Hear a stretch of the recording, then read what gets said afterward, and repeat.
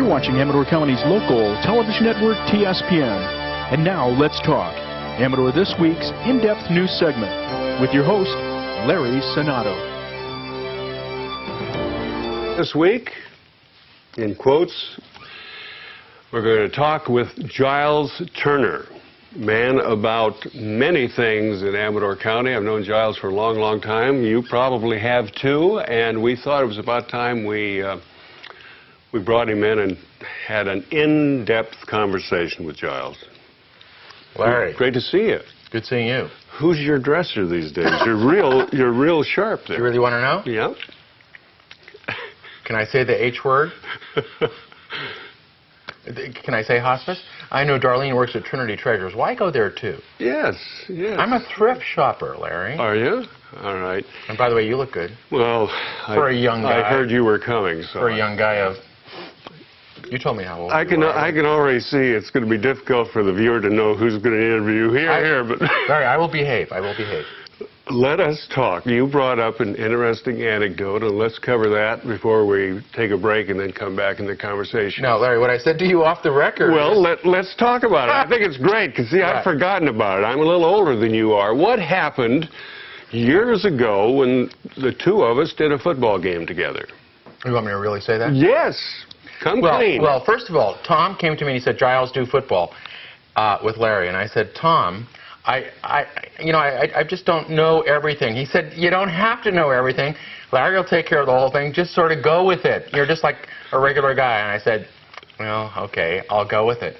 And then so here's Larry, you know, the pro doing play-by-play. And then I was the color man.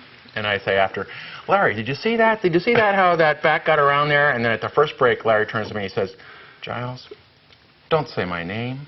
You're not talking to me, you're talking to the viewer.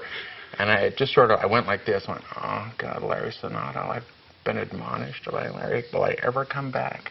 Did I say it kindly? Yeah, I think so. But Larry, I've always admired you from a distance and from close up, too, as far as close as I've been to you in a little while. All right. So.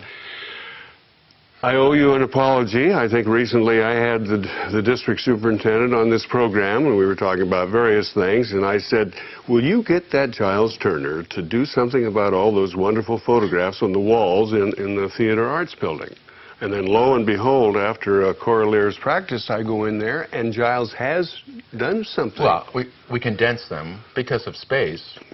Where are the originals? They're up there, but I've taken some of them down. Yeah, okay. I've taken some of them down. I've got them in a file cabinet that says old photos. All right. But Larry, if you and I want to do that sometime, we could catalog those. All right, the confession's out of the way. Don't go away. We're going to return here in just a moment and have an in-depth conversation with Giles Turner.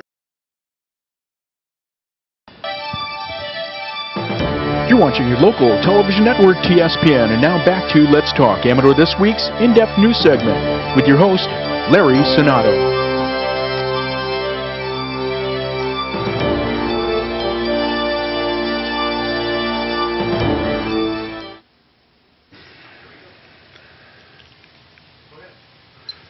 Thank you for staying with us, and Let's Talk, as this week we talk with Giles Turner.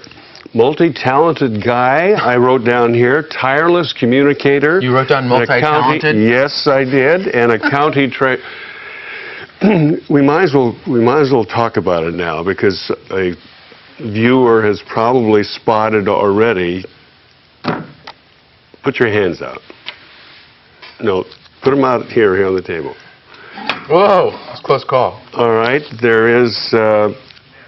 paint. You can say it, Larry. Say it. Paint. Is that what it is? Paint? Paint. All right. What's this all about, Van Gogh? We're working on a set today at school. And I just changed my clothes and got up there and got paint on myself and a little bit on the set. Mm-hmm. Why are you working on a set? Next week we're doing Tom Stoppard's On the Razzle. It's his version of The Matchmaker, Hello, Dolly. It's Tom Stoppard, Rosencrantz and Guildenstern, Arcadia.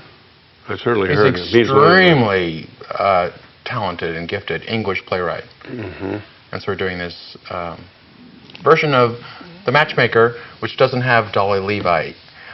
When Thornton Wilder wrote The Matchmaker, he went back to the original German too, added Dolly Levi, and of course the musical was Hello, Dolly. Tom Stoppard goes back to the original and doesn't add her. It's a story of the country mice going to the city and having a gay old time. I'm glad you told me, because I really didn't know much about it. It almost sounds like, wow, is high school people doing this? I mean, is this a usual play that high schools do? Tom Stoppard? Well, this play that you're doing. Well, the funny thing is, we did Hello, Dolly 5 or 10 years ago as a musical, and 20 or 30 years ago we did The Matchmaker as a straight play. So we've done 3 versions of this German play by Johann Nestroy. All right. And what's this one going to be? Is this? But this is on the Rassel. This is the one we're doing now. It's not a musical. I'm going to get this clear. It's a straight play. It's a straight play. All right. It's like The Matchmaker. When did you start rehearsals? We cast it in October, but then when we came back after the fall break, we worked on our Christmas play, and I say we've been working with intensity since January. So. When's your first performance? You have a preview Monday. Oh, wow. Larry, what if I told you I brought a poster? Is that bad to do that? Slavik doesn't mind that at all. Can I hold this in front of me? Can I just hold this for the rest of the interview, or that isn't the reason why we asked him here. I didn't even know he was going to play. So go ahead. Well, there it is. It previews Monday at 6, and then it runs Thursday, Friday, Saturday. So. Okay. It's very, very funny. It's a funny play. It's funny. It's very clever.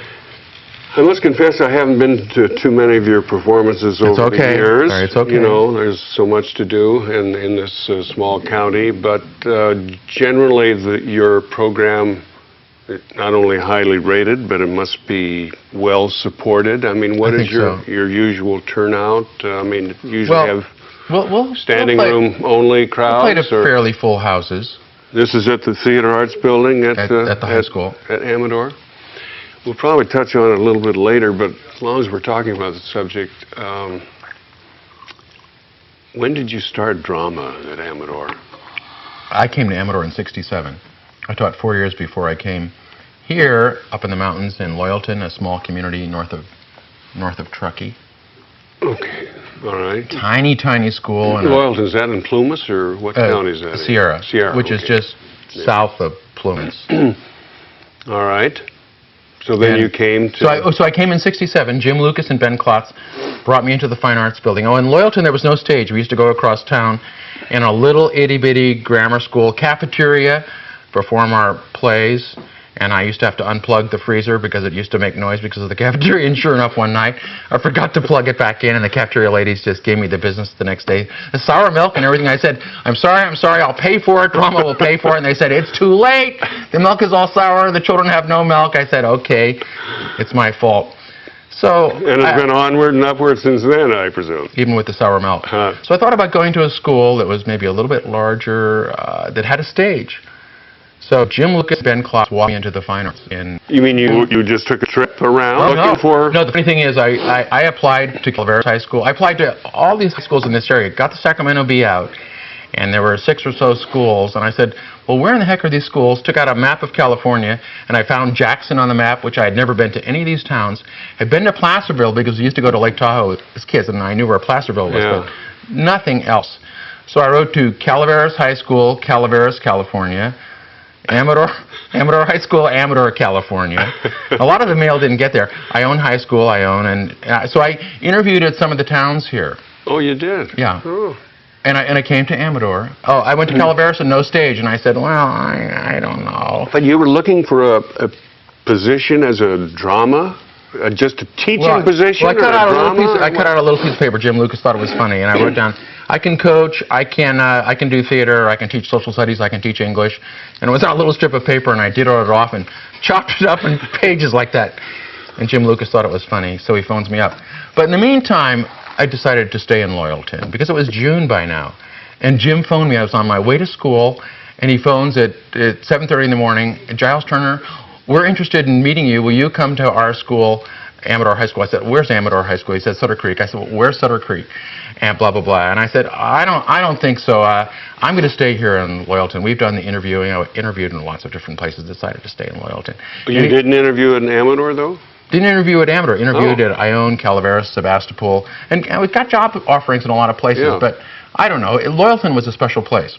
So Jim Lucas says, you won't come down? I said, no.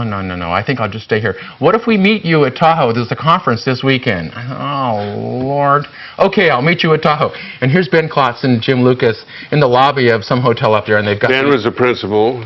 Just becoming the principal, and Jim Lucas was just becoming the superintendent, and so Mr. Glandon had just retired. So here's our school. And here's Loyalton, a school of maybe 150, and Amador looked impressive, 400 students in the yearbook and everything. Building program underway. Right. So then here's Ben Klotz saying, and here's the contract. If you just, here's what he did. If you just sign right here, I said, whoa, wait a minute. Conservative Giles Turner. I said, no. And they went, well, what do you mean, no? I said, well, I haven't even been there. I haven't even seen this school. So I went down there the next week, came back down, went all through the school. Remember walking in the fine arts, it was just clean. Nothing was happening in that room. I think Irv Gidding had a few music stands across the room, but there was no theater or anything. Yeah. So I said, oh, this is impressive. I said, is this my room? And they said, this is your room. I said, is this my stage? And they said, this is your stage. And Ben Klotz says, okay, here's the contract. Will you sign the contract? I went, what, you mean right now? Sign the contract right now? He says, yes. I said, okay, give it to me, and I'll take it home, and I'll think about this. And I did mail it the next day. I went to the principal, and I said, now, Jim Lonergan, Jim, don't say a word. I had told him that I was looking. I said, now, don't say a word. I want to get out of this town quietly. Well, he told his sister, who told so-and-so. This is a really small town. Right. And by the last day of school, it was terrible. It was terrible. I'll never go through it again. People were weeping. Kids were being silly. And how could you do this to us? What did we do that was wrong? Yeah. Teachers were saying, "Gee, Giles, we supported you. Can't you support us?"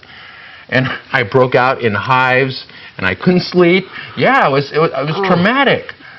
And the day we left town, the whole car all loaded up, and dogs and kids, and people are standing on the side of the street like, "You traitor!" Oh, golly. So it was. It was an experience, traumatic. Though. So 4 years You were in drama at Loyalton. Well, the funny thing is, there was another person who also went to University of San Francisco who was doing theater there. And in this tiny school, they have 2 people doing theater. So I don't think that was a good idea. So I left. He was a hometown boy. He was born and reared there. Mm-hmm. So I did him a favor by leaving, too. And another funny thing is, I rented a house from him. So I went and I said, Milt, I'm thinking about staying here in Loyalton. Would you sell us your house? No! Get out of town. So you got out of town in so I left here. 67, 68 school year? And then here's another funny thing. Came here, didn't like it at all. Didn't like it. I remember the first day of school, sitting there by my desk, and it's real quiet in my room after school.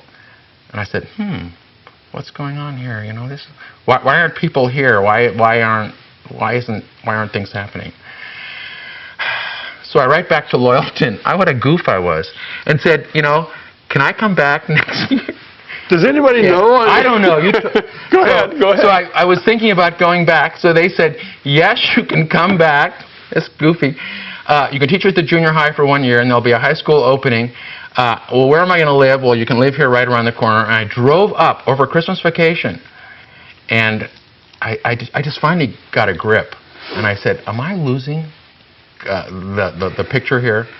I was here. It was good. You move on. And you sure as heck don't come back home.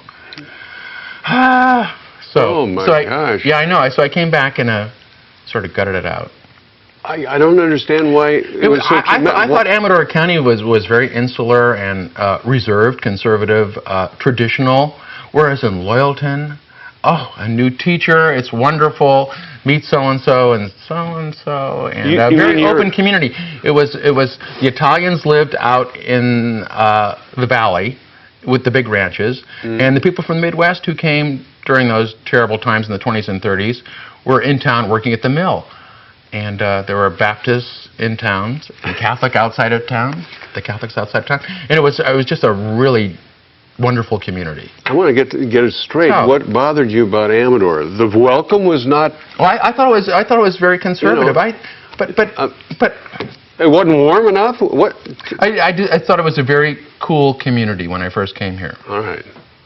But the problem, I was the one that had the problem. I was the one that expected, it's Giles Turner! And no one knew who Giles Turner was, and no one really cared. Yeah. You came here to teach what? Drama? What? A theater, and I had English, which I'm teaching again this year, freshman English. Did you have journalism then?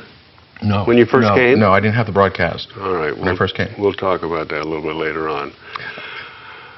When did you finally decide, we're going to break, when did you finally decide, well, maybe this will be all right, or you got a hold of yourself, or whatever? Got a hold of yourself, boy. Yeah. After the first year, we lived in Amador City, and we moved to Sutter Creek, Sutter Oaks, and that became a little bit better. I think Jim Lucas was aware of the fact that it was tough for me. Yeah. He said, well, maybe Change if you is move to always Sutter tough. Creek. Well, change is hard, but for me, for real conservative people that You keep saying you're conservative. hang on you to were everything. liberal, as I can remember those I hang days. on to everything.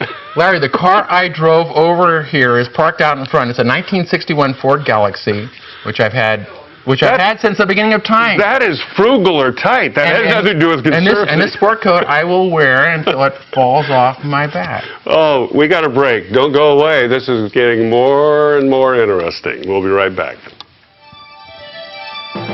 You're watching your local television network, TSPN, and now back to Let's Talk, Amador This Week's in-depth news segment with your host, Larry Cenotto.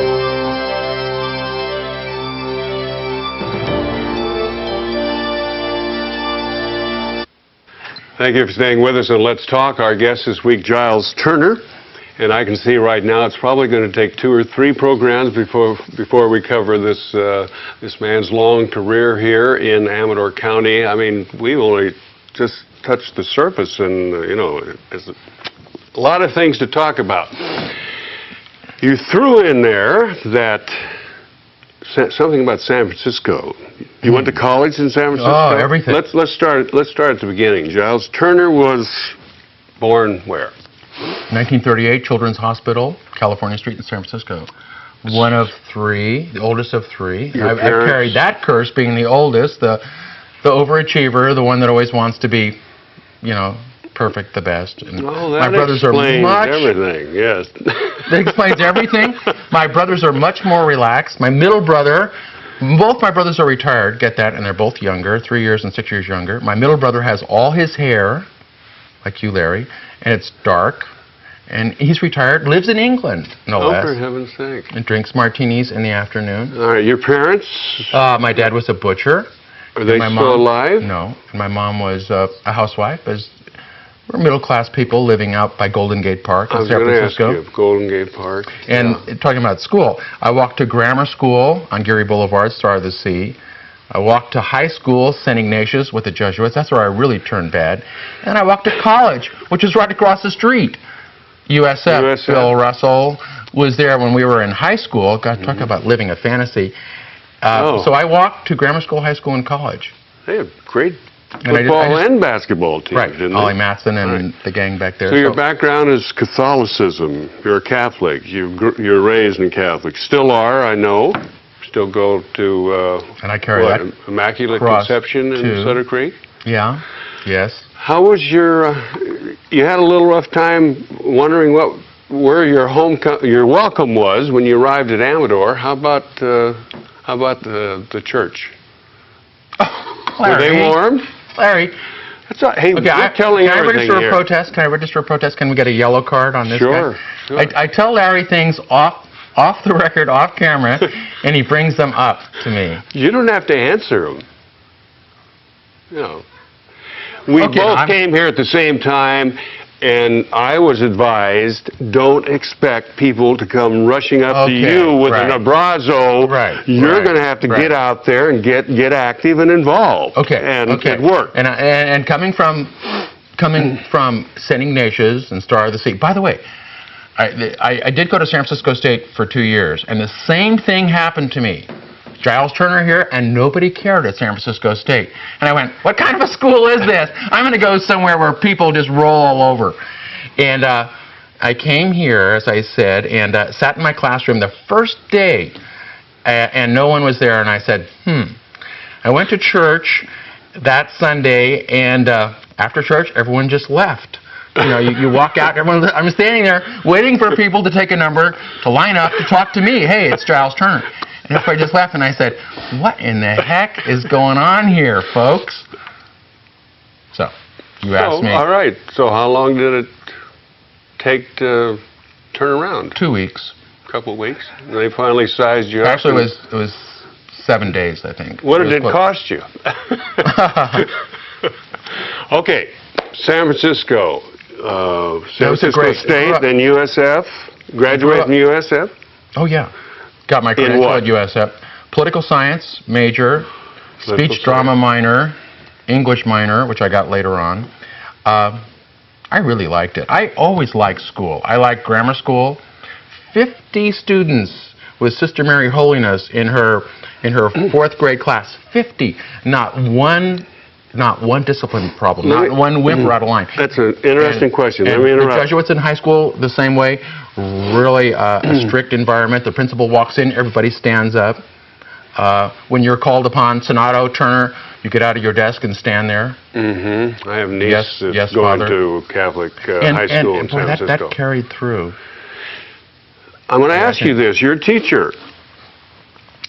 The Catholics don't have any trouble in teaching 50 kids in a class. I know. How come other people do? Because non-Catholics. You hit the road if you don't go the party line. Larry, the first time I was in a public school classroom when I was observing at Balboa High School in San Francisco, and before you do your student teaching, you observe. And I walked into a classroom all dressed up with a suit and tie on, early 60s, and I sat down, and next to me there was this kid, and he was asleep. And I had never seen anyone in a classroom sleeping. We didn't have a tardy policy in high school because no one was ever tardy to class. And here's this kid sleeping, and I thought he was sick. And I said to myself, I wonder if the teacher knows that this boy is sick. And that's the first time I had ever been in a public classroom. That wouldn't have happened in a Catholic classroom. And they used to tell us that. You know, if you don't like it here, you can go to public school. Oh, no! Not public school! Please don't send us to public school. That's funny. All through grammar school and high school. And then you wound up. And when they beat the tar out of us and everything, you know, we went with it. And I often wonder, last point about this, what it would have been like if I taught at a parochial school. And I fantasize about that every once in a while. I'm sure it's changed. Why did you want to be a teacher? Because when I graduated from USF, my dad said, I lived at home. I lived at home. Beautiful. My parents were wonderful people.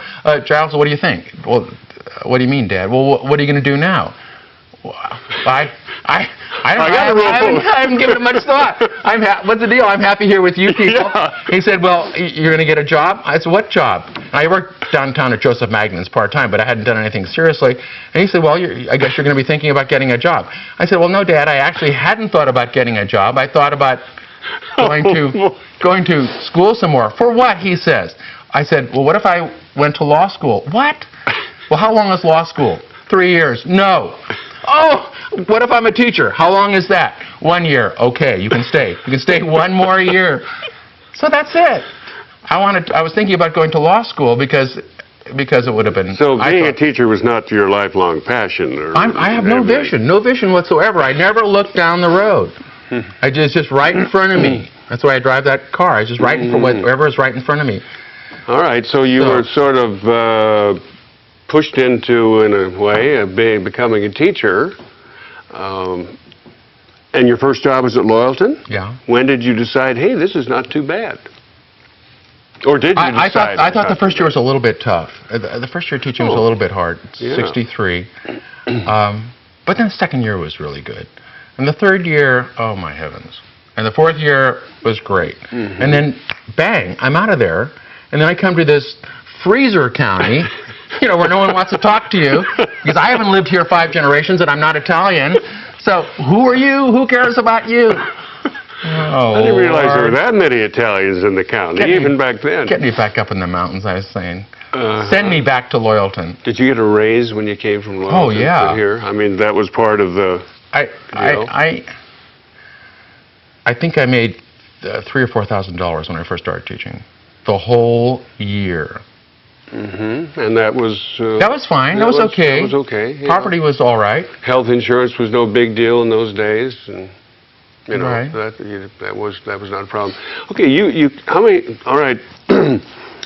You married your first wife, Right. Terry, somewhere in there, and had children. So tell us about that. Who lived 10 blocks away from me. Okay. Who went to the Catholic school on the other side of the boulevard. Okay. My brother married a girl who lived on 18th Avenue. We lived on 12th Avenue, and Terry lived on 23rd Avenue. And my middle brother met a girl who was at an establishment, can I say the word bar, in the neighborhood. And boy, we shopped locally, and we're just a little neighborhood, and we didn't reach out too much, but it was so comfortable, Larry, living in San Francisco during the 1950s. I bet. And so much fun. Lived right next to Golden Gate Park. We used to camp in Golden Gate Park. You know, it was an innocent time. Indeed, the 50s. Yeah, I do remember that. When did you get married?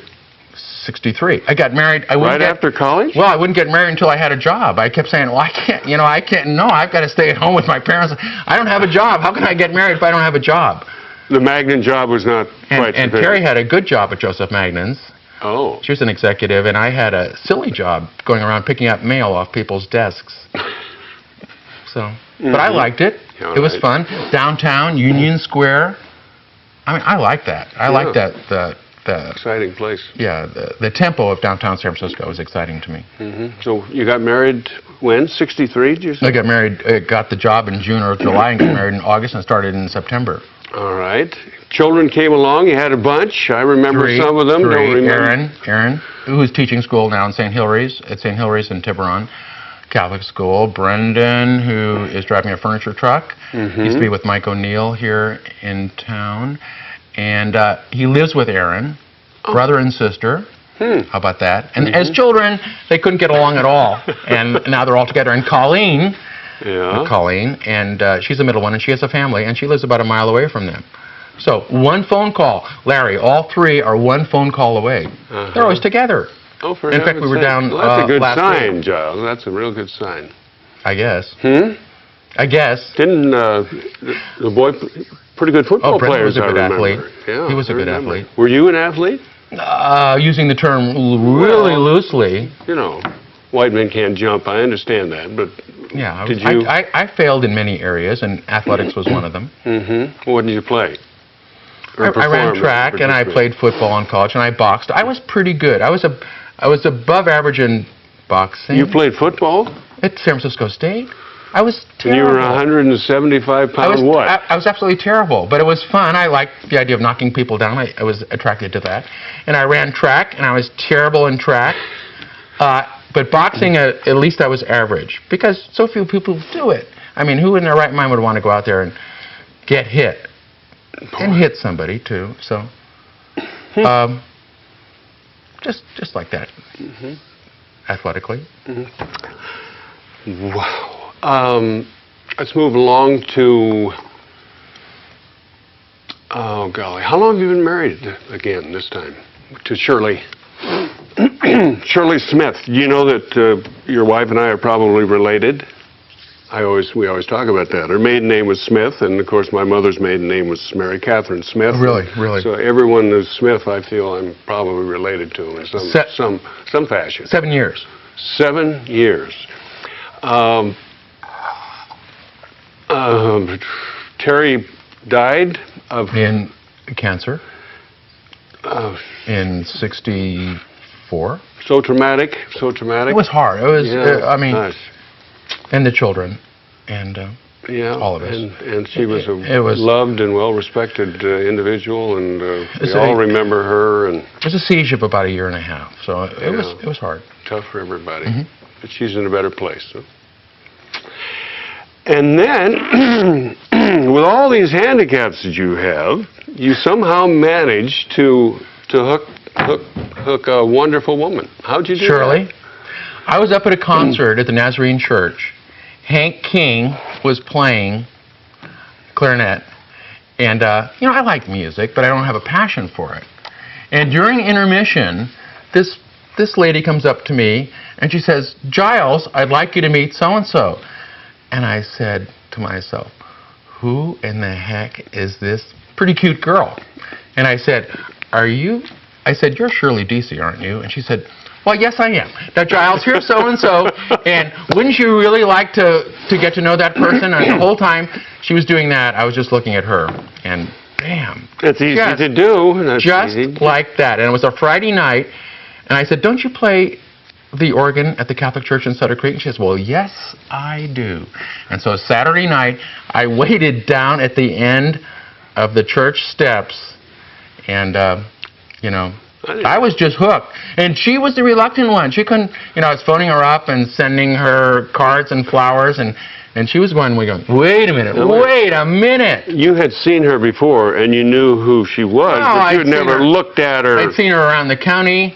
I saw her once with Angie Trotter over at the Mudload Market, and she walked in, and I said, our first date, I said, "Can I ask you a personal question?" And she said, "Well, yes." I said, "Didn't I see you 6 months or a year ago over at the Mudload Market with Angie Trotter?" And she said, "Yes, you did." I said, "Well, didn't I look over at you?"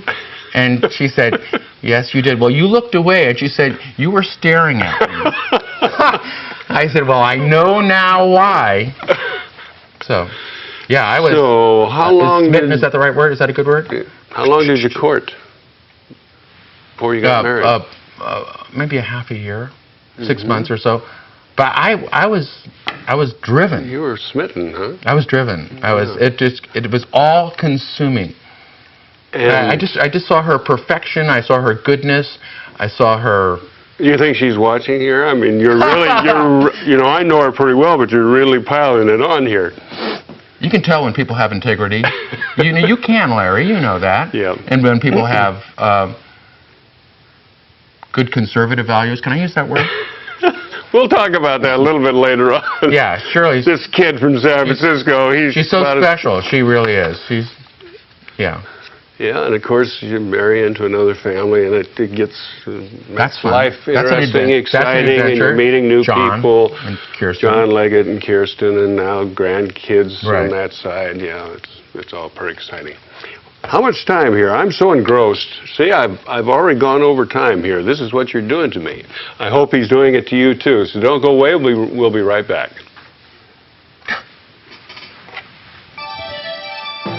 You're watching your local television network, TSPN, and now back to Let's Talk, Amador This Week's in-depth news segment with your host, Larry Cenotto.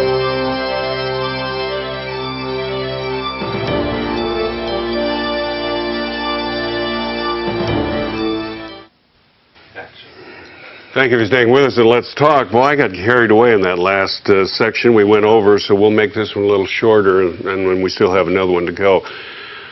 Great story, you know. I had we've both been married twice. That's right. And, That's right, Larry. It's you go back to experience. A high school sweetheart. Junior high school, actually. Now, don't start interviewing me, Giles. We got so much to talk about here, and we don't have that much time. You know, we've established that you're you've been teaching drama at Amador since '67. '67. And this is, everyone knows, so that's 33, 37 years, something like that.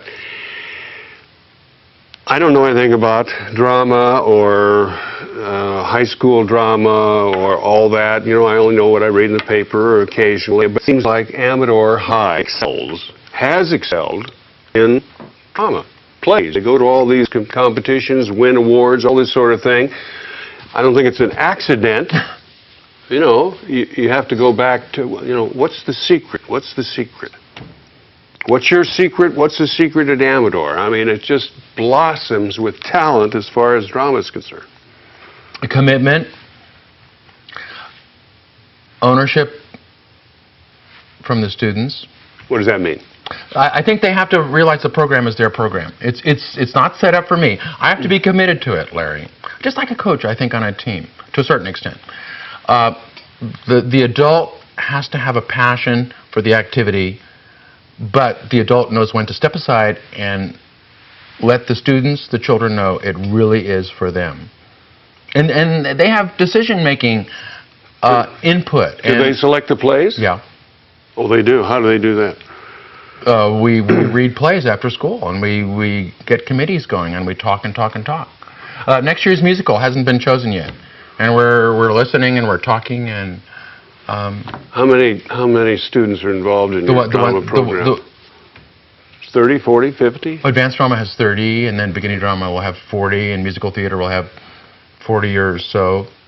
Maybe 100 students at Amador. And you teach each one of these every day, or 3 days a week, or? Yeah, we rotate. We have a rotating schedule. So you have 3 drama classes then? Well, you know how the school district is cutting back. I usually have 2 beginning drama classes. This year, 1. Because I'm teaching English. I am teaching freshman English from the Warner's book, which I used in Loyalton in 1963. You have the right... And it's just nuts and bolts English grammar, and I absolutely love it. And I'm talking the same book 40 years later. So I'm teaching 2 freshman English classes, which I taught in Loyalton in 63. Same material. And so I dropped a section of Drama 1. I dropped a stagecraft class, which were dropped. Because the school district, we all know what's happening. Yeah. Let's get back to the drama thing here. It's commitment by you. Commitment from me, and student ownership. They know it's the program is for them, and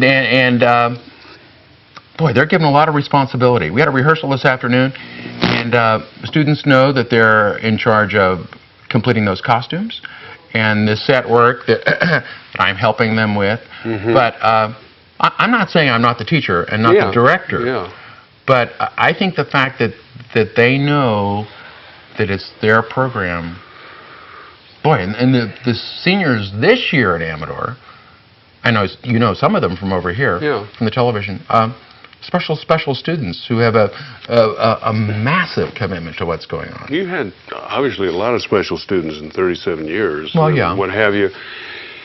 But I think that's it, Larry. I think that's it.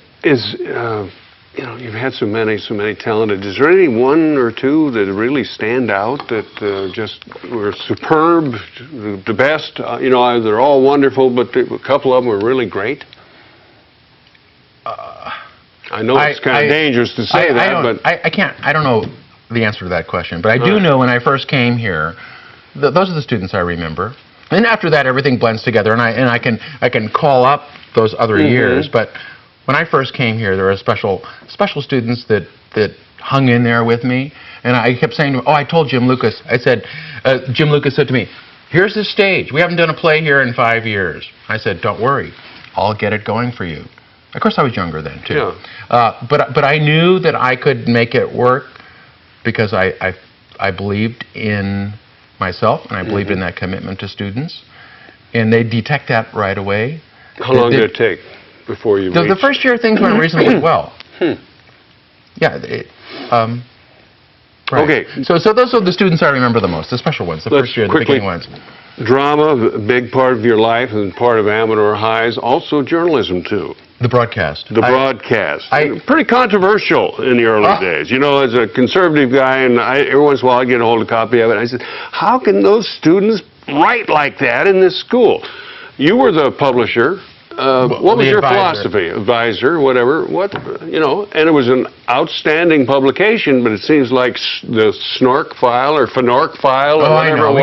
Got in trouble over that. You got in trouble a little bit. What was your philosophy about, how much should high school students be able to say? Anything? Okay, well, 2 things were happening at that time during the 60s. The school board was hanging on to the 40s and 50s, and the hair issue became something that those adults were willing to stick their necks out for.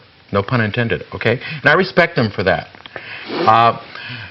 When I was younger, that was a challenge to me, and to the students were challenged by it. And I think I would have more respect now for their position, and I would caution them more about teasing in the community and satirizing, making fun of people and situations. It comes with age. But I think so. But it was provocative, and I think it looking back now, I think it was too extreme, and I think in bad taste at times. But then again, I was younger, and I think 60s, late 60s. I mean, younger people were less professional, and I identified with the students as opposed to the adults. Yeah. So I agree with your analysis. But you're older now, and you don't quite look at it the same way. Right. Right. All right. Let's, how much time we have in this section? Not too much left. So anyway, Amador High, under your tutelage, and we don't have much time to go into it, has really excelled in drama and journalism. I mean, win a lot of awards, the newspaper has over the years, so it's really a fine product for high school. I'm on a break right now because we're going to come back and talk about all the things that you have done that didn't relate to Amador. All the things you did at TSPN, at the Amador Ledger-Dispatch, or the old Amador Ledger, the old Dispatch, the late radio station that we had, and all. I mean, you've done all these things. I don't know whether a lot of people remember. I have failed in many areas, Larry. Don't go away. More Giles Turner failures coming up in our next part. You're watching your local television network, TSPN, and now back to Let's Talk, Amador This Week's in-depth news segment with your host, Larry Cenotto.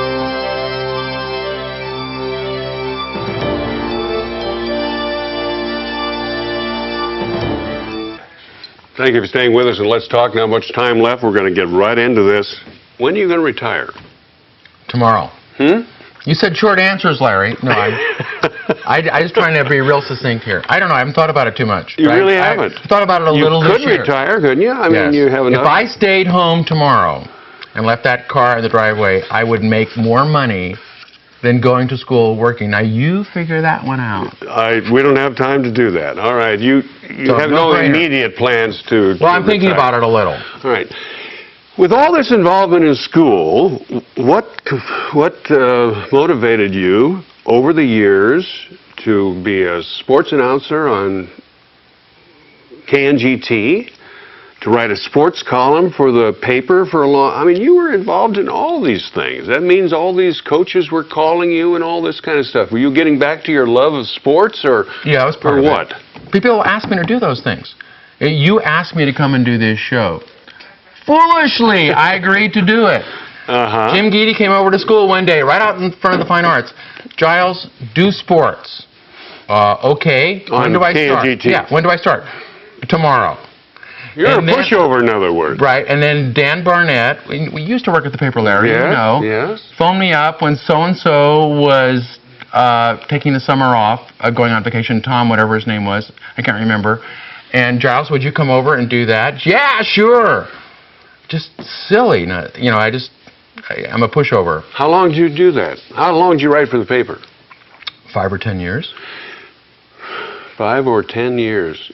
Evelyn Prouty. I mean, that was a lot of fun. And the radio is fun. You made it fun because you had, there was never a more interesting sports page than when you were the sports editor, because you dealt with people. I mean, you were concerned about all these individual people and all these incidents, and it was great reading. It was fun. It was fun. Really was. How about radio? Did you have to get up early and have all these people call you to get scores and all that? Well, I got up at 4:30 to do the show, but I had everything ready to go. And the funny thing is, Larry, I still get up at 4:30. Now, you explain that one to me. So I don't know. So if I'm not teaching anymore, I probably will get in the car and drive to Sutter Creek and then just come back home. I get up at 4:30. For what reason? I don't know. I don't do sports anymore. What time do you go to bed? At 6:30 in the evening, or what? Well, right now, for instance, it's past your bedtime. 7:40, and I haven't been home yet. At 9 or 10 or whenever normal people go to bed, I guess. Golly, you've done so many things. You announced parades for the Slavics. For the Slavics. That to me is fun. I love doing things like that. Well, it shows. All right, wish we had more time to talk. What is most memorable about all that? Announcing radio or doing the sports or whatever? Anything stick out? No. I just think doing it. I just, just writing those columns and announcing with you and doing the morning Even show. getting chewed out. Oh, I'm teasing you. But that with Jim Giddy and the whole thing. I don't know about the most memorable. You asked me the same question really about students, and I don't know. I don't know who sticks out. I mean, they were all important to me. Yeah. And the same way with the sports and the radio and the newspaper copy. Mm-hmm. When did you, of course, the radio station not on the air anymore. I mean, you finally dropped all those things. I got dropped. Except for, is that it? Well, that happened. Well, the new people took over the newspaper, and they said, Giles Turner, they kept moving my desk around from one corner to the other, and it kept getting smaller and smaller. And then my stuff was in a drawer, and then they said, we've had some real budget concerns. And I made them say, we don't want you any longer. Mm-hmm. It was McClatchy. McClatchy I think it was during the McClatchy time. My heavens. When I left McClatchy in '67 and went to work for Chappie, they said, you realize that you will never work for us again. I mean, that's how they were. Okay. That's how they were in those days. That was their philosophy. If you can find a better job, we don't want you. How about having a school teacher from one of the two high schools writing sports? I mean, I'm sure they said, what in the heck is going on? Yeah, but they didn't realize how much that we enjoyed it. All right, not much time left. Been teaching a long time, and who knows how much longer you're going to teach. You're only 65, as you said. What have you learned in 37 years about education, teaching, whatever? I mean, anything? Are kids smarter today than they were back then? Or are they smarter then? I mean, can we generalize in any way about this? I mean, is education better today than yesterday? What are your some snap judgments here? That's a good question. It's a good question, Larry, because I don't have the answer. Mm-hmm. How has education changed? What have I learned? Are kids smarter? No. Today? They're just the same, you think? To a large extent, yes. Mm-hmm. I mean, education's under great criticism. You're not teaching them anything, one thing after another these days. And is there any truth to that? I guess asking a teacher is pretty hard to do. What have I learned? I have learned that I was fortunate enough to stumble into a profession, the side door that has been satisfactory, that I feel good about. And I envision myself as a car salesman or an attorney, being happy too. But I don't know if I could get as much satisfaction as teaching. Mm-hmm. And it's challenging. It's hard. I thought teaching was going to be easy. When I first started teaching, I said, boy, this is going to be a snap. You just walk in, and these kids will just go with you. And after about a week, I realized that is not the way it works. You have to be committed to it. I think you have to have a passion for it. And there are many, many wonderful teachers, Larry, in this district. No doubt about it, right. It just so happens to be that I'm doing something that's a little more public, that's all. And, I'm flattered to be on here. But there are other teachers working just as hard or harder and not getting that recognition, which humbles me. Mm-hmm. When Shirley was teaching primary school, I was completely amazed at the orchestration of activities that one person does with youngsters that are 7 years old. We got about 1 minute left. So I guess I'm appreciative of the fact that I became part of education, and public education makes me feel so good. That's where we are. You're kind of glad you left Loyalton, even though it was traumatic? Yeah, I think so, because in Loyalton we don't have a television station. Larry Cenotto doesn't live in Loyalton, nor Tom or I bet Susie they're glad. Slavic. Yeah. Giles, Larry. wish we had more time. Nice. Thank you. Very enjoyable, very enjoyable. It was nice being here. I've admired you and respected you. Wonderful guy. I'll cry in just a minute, so we better end all this, folks. Thank you for watching us, and Let's Talk. We'll be back again soon. Let's Talk, Amador This Week's in-depth news segment with your host Larry Cenotto is a Tom Slavic television production. All rights reserved.